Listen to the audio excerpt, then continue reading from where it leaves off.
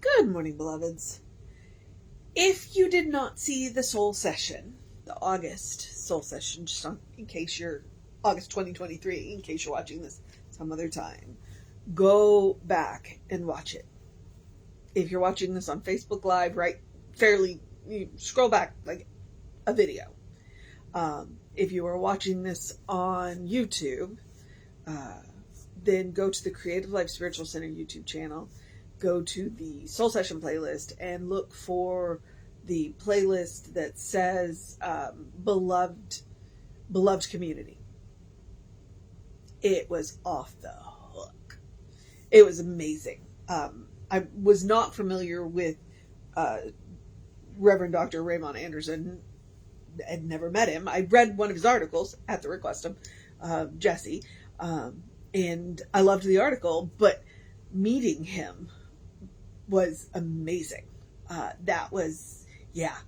And he talked about what it is that what I strive for in my ministry. I didn't become a minister because I wanted to. I became a minister because I had to. But that's what it is. It's about creating community. Yeah, that's why I wanted to be a minister, because I wanted to help to foster a community, a sense of community. And yeah, that's what he talked about. It was incredible. So I commend him to you. If you don't know who he is, look him up. All right. Today is August 17th. Our title is God Not Changed by Prayer, and our author is Harriet Hale, and this is from Christian Mind Healing from 1914. One mistake that has been made by those who have advocated the use of prayer as a means to a successful life is found in the notion that God, through prayer, might be persuaded to change its mind, or that the unwilling or dull ear of the Almighty can be won by supreme effort on the part of the aspiring soul. Truth exposes the false note of this idea as springing from the ignorance of the science of being. I am the Lord, I change not. Malachi 3:6. And as Jesus supplies the light in his affirmations, thou hearest me always, John 11:42. With this point cleared up, prayer may become spiritually strong and intelligent. No power on earth can change the absolute God. It is people who need to change until they understand the perfection of being. Prayer, then, is for the benefit and blessing of the one who prays. All right. And that is the truth. That is the truth with a capital T. All of the praying in the world that we do does not change God. Absolutely does not change God. What does it change? Us. When we pray, we come into alignment with God. That is the purpose of prayer, which is also why we pray or treat, whichever word you want to use, why we pray in the present tense. We speak as though we already have, because that's what Jesus said. Pray as if you already have it. Speak as if you already have it. What we are saying, because if what we are asking for is in alignment with God, with joy, with peace, with harmony, with abundance, it already exists in the mind of God. And most likely already exists in the material form. We are just not aware of it or in its realm yet. Okay? We are not. That the person who is doing the praying, the treating, is not in the realm of it yet.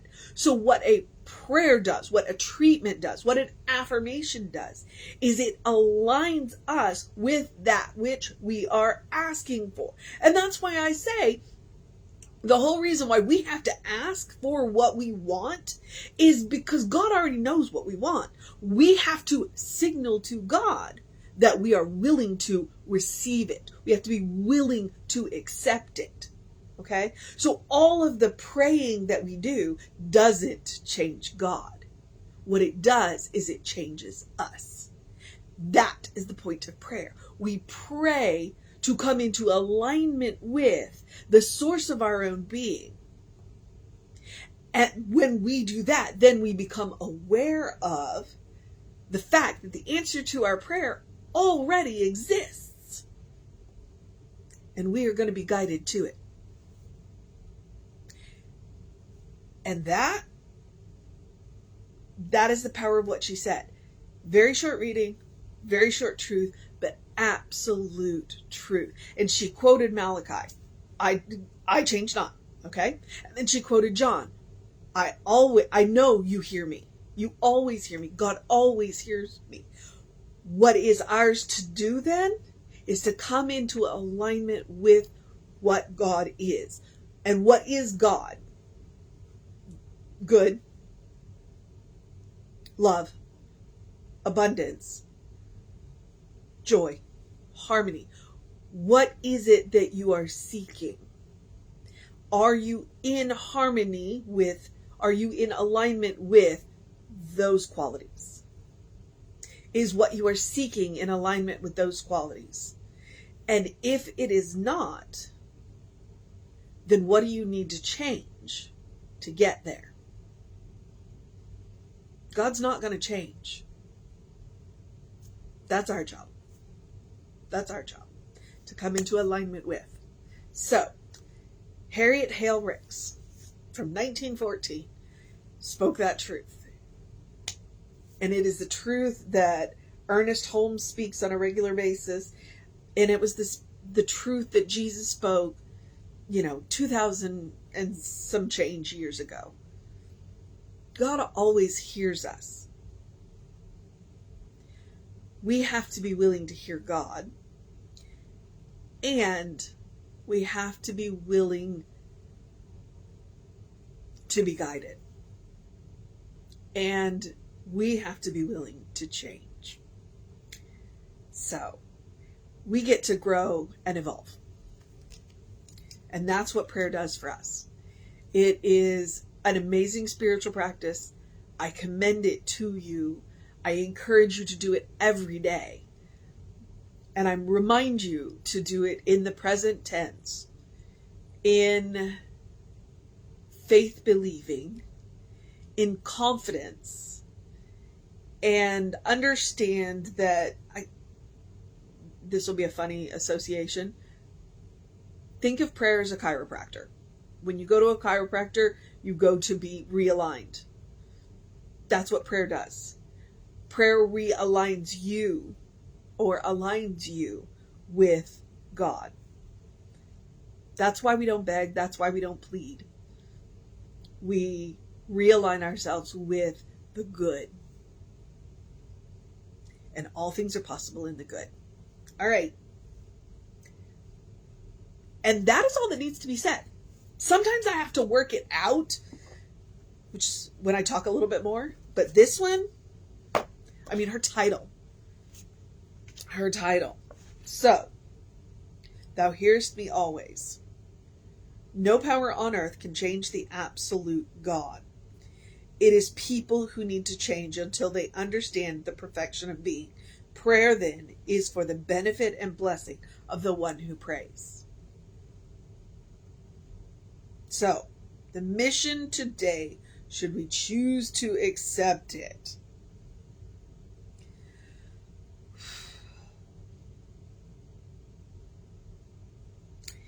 that's it.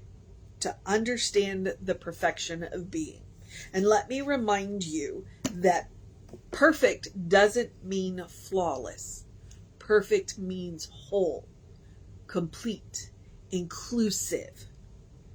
That means it all gets to be included. Even the parts that people have told us aren't. So, I had a whole lot of memes come across my feed about, being weird. And I'm like, well, yeah.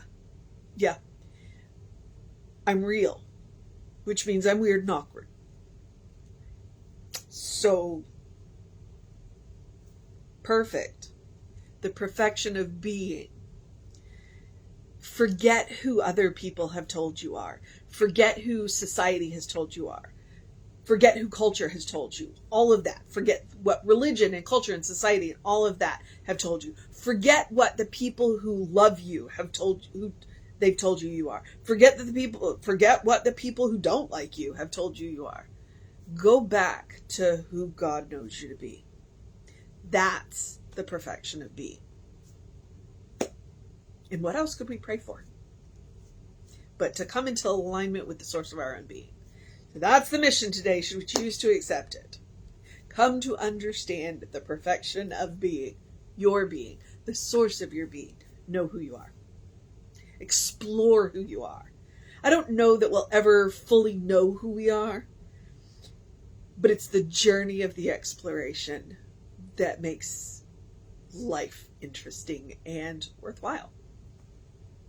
The other mission that I'm going to give you is the same one I give you every day.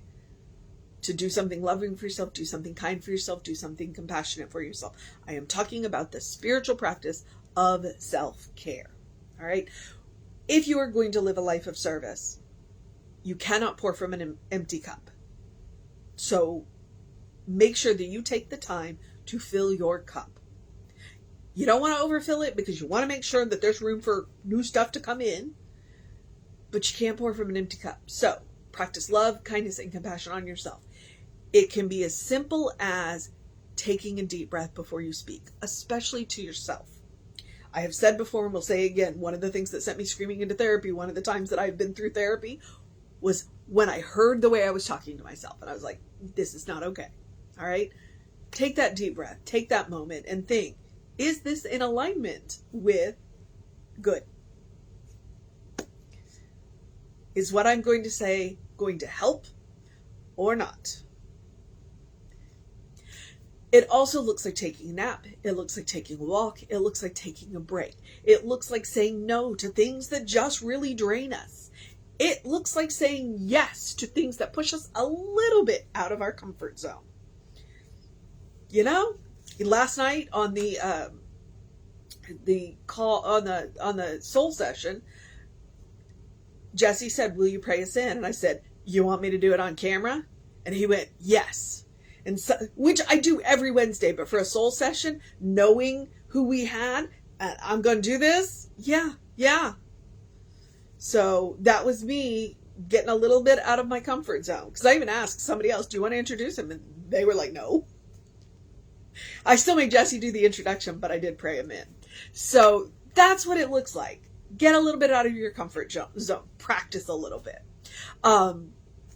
I'm good at closing prayers. I'm really good at closing prayers. Sometimes opening prayers can be a little different. So, all right. So that's what it looks like. Practice on yourself. I have 3 good reasons to practice love, kindness, and compassion on yourself. 1, you are your own best test subject. 2, I'm encouraging you to create a habit. It takes 21 days to create a habit. The more often you practice love, kindness, and compassion on yourself, the more likely you are to, in the moments where things absolutely fall apart, because they do, you will respond lovingly, kindly, and compassionately instead of reacting. And then the 3rd reason, and it's the most important, you're a beloved child of God. You deserve your own love. You deserve your own kindness. You deserve your own compassion. I also want to remind you, when I talk about this self-care thing, one of my favorite ways of practicing it is the phrase, eat dessert first. And I do literally mean that. Occasionally it is fun to eat dessert first. I just saw a meme that said, you know what? You can go buy a birthday cake anytime and eat it. And I went, I'm an adult. I can do that. I can have a birthday cake anytime I want. Eat dessert first. What I mean by that is your life is a special occasion. Treat it as such. Don't save the good stuff. Burn the nice candles now. Write in the good notebooks now. Wear the fancy clothes now. Use the good dishes. Don't save them just for that one event a year. Use them more often. More often. Treat your life as a special occasion. It is. And I'm also going to remind you, joy is a quality of God. Therefore, joy is a quality of you. No matter what is going on in the world, no matter what is going on in your life, you deserve joy. Make room for it. Please make room in your life for joy, no matter what's going on. All right. Those are the love, kindness, and compassion suggestions. The rest of them are basic self-care. Do something to engage your mind and your body, whatever that looks like for you. Please drink plenty of water. Yesterday was the first day we didn't have a heat advisory, but we're back to having a heat advisory. So please hydrate. Your brain works better, your body works better, and your skin looks better when you're well hydrated. Hydrate. And then get that early in your day bright light. I'm talking about 5 to 10 minutes of sunshine between 7 and 9 in the morning. Now, if that is out of your, like if you get up before the sun, artificial light will help too. Okay. What I'm talking about, it's called a circadian rhythm. If you want to look it up, it starts with a C, circadian. And it's a natural hormone cycle. If you can get that early in your day bright light on your face and your forearms, one, it helps make vitamin D, science. But it also will help you have more energy during the day and you'll sleep better at night. So try it. And then my last suggestion is a quote from Ernest Holmes. Open the windows of your soul. Allow the breath of heaven to remind you, you do live in heaven right here, right now. It's all around us all the time. Because heaven is a state of mind. It is a state of consciousness. It is the willingness to recognize that everything is made of God, including you. So, please. And when I say open the windows of your soul, there are multiple ways of doing it. All that love, kindness, and compassion thing. That's one of the ways that can do it. Volunteering is another thing that can do it. But listening to music can do it. And listening to speakers like we had last night in that soul session. Oh, yes. That. Open the windows of your soul. And as always, you can take Emma's advice. Look for the good and praise it. Gratitude will get you everywhere, including heaven. When you realize that heaven is a state of mind, it's not a place you have to get to, but a mindset. Oh, then you realize that any place you are can be heaven. I mean, so take Emma's advice. Look for the good and praise it. Absolutely. The fastest way to change your mood. There's 2 ways to do it. 1, gratitude. 2, volunteer. All right. I guess I'm at the social media part. We are Creative Life Spiritual Center, Creative Life Spark on the social medias we are on. I'm the Running Rev Ryan on the social medias that I am on. I will try and post some of those weird memes because, yeah, I'm weird and awkward and I'm proud of it. So, look for that. And then, we try and post stuff that is light, bright, funny, helpful, and moving. So, loving, kind, compassionate, that kind of stuff. All right. Moving forward, I'm at the part where I get to encourage you to have a great day, a wondrous day, a fantastic day, a magical day, an enchanted day, a wonder-filled day, an awesome day, an alignment day, a love day, a compassionate day, a find out who you are day, an enjoy the journey day, a consistent day, a consciousness day, a good day. And if that is too much pressure, simply have a day. You are enough, just as you are. You are a beloved child of God. You are a bright light, a divine spark. You are spirit in motion. You are God in action. You are God made manifest. We all are. Or as Reverend Jesse likes to call us, you are a godling. Know the truth of your being. Explore the truth of your being. That's the fun part. All right, beloveds. Yeah. Still loving that soul session. So, Reverend David should be on around 5 p.m. with you. I will be back with you around 9 a.m. tomorrow. Take care of yourself. Know that you are loved. And I will see you next time.